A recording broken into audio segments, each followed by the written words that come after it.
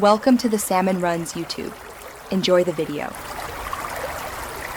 In this video, I will explain how to replace a timing chain on an Audi A4. First, ensure you have all the necessary specialized tools, including a timing toolkit and a torque wrench. Begin by disconnecting the battery, then drain both the engine oil and the coolant. Next, you'll need to remove components like the front bumper, radiator, and the accessory drive belt to gain proper access to the engine.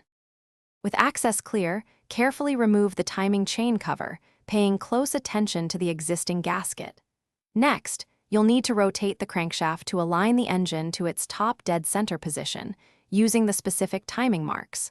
Once aligned, you can then loosen the timing chain tensioner. After the tensioner is loose, proceed to remove the old timing chain along with its worn guides.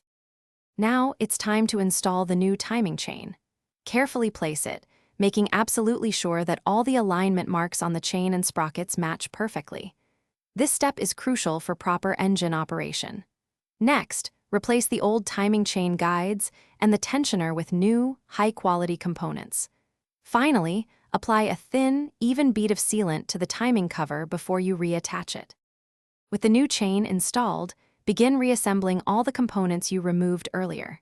Ensure all bolts are tightened to their manufacturer-specified torque values for safety and reliability.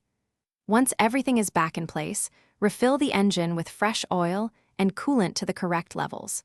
Finally, start the engine and carefully check for any leaks or unusual noises, confirming a successful replacement. Thanks for watching.